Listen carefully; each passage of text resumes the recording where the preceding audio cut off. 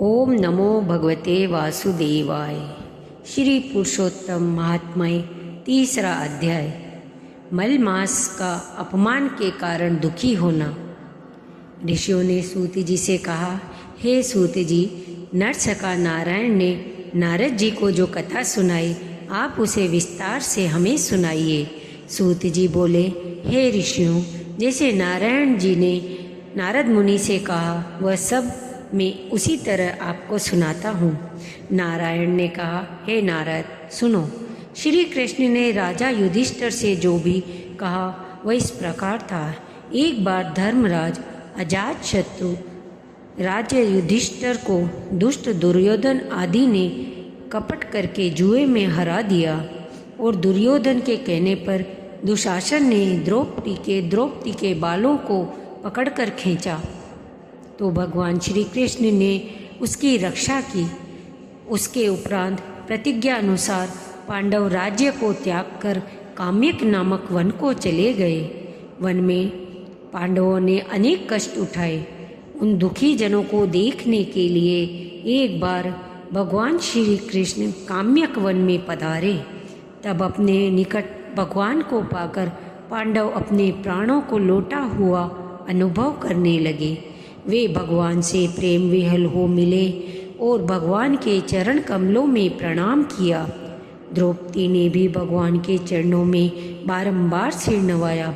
भगवान बहुत दुखी हुए और तब भक्त वत्सल विश्वात्मा भगवान श्री कृष्ण धृतराष्ट्र के पुत्र दुर्योधन आदि को भस्म कर डालने की इच्छा से कोप करने लगे।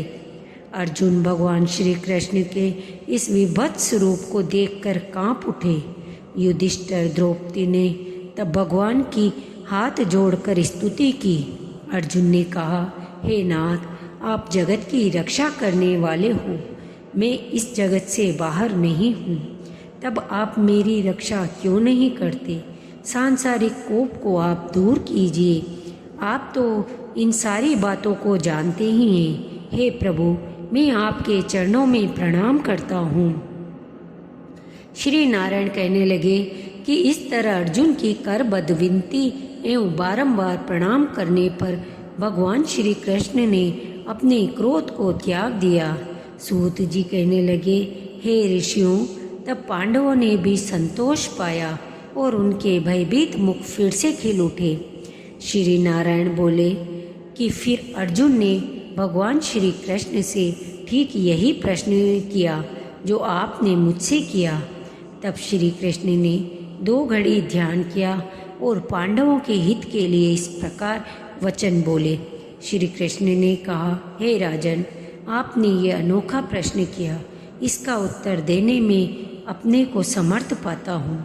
चैत्रादिक मास, टूटे हुए पक्ष, नाड़िकाएँ, याम, त्रियाम, ऋतु, मूर्त, अयन, उत्तरायण, दक्षिणायन, वर्ष, युग, परार्ध, अंत और इनसे भी परे नदी, समुद्र, झील, कुएं, बावड़ी, पल्लव, निर्झर, लता, वृक्ष, औषध वृक्ष, बांस वृक्ष, वनस्पतिपुर, ग्राम, नगर, पर्वत आदि सब के सब मूर्तिमान हैं और अपने अपने गुणों के कारण ही पूज्य हैं।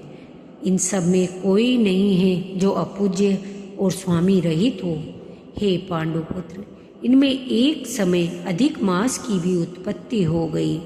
सब लोगों में लोग उसे अनाथ, स्वामीहीन, निंदनीय, अपूज्य और मलमास, रवि संक्रांतिहीन आदि नाम से पुकारते थे।